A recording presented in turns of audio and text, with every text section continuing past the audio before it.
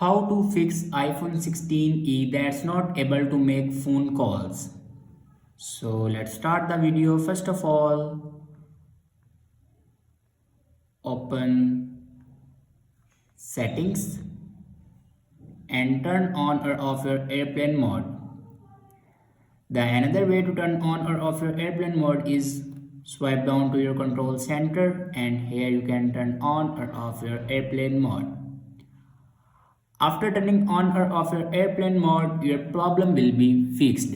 If it doesn't fix your problem, then open settings and scroll down and click on general. Now scroll down in last and click on transfer or reset iPhone and then click on reset and click on reset network settings. After reset the network settings, your problem will be fixed. I hope this video is helpful for you. Thanks for watching.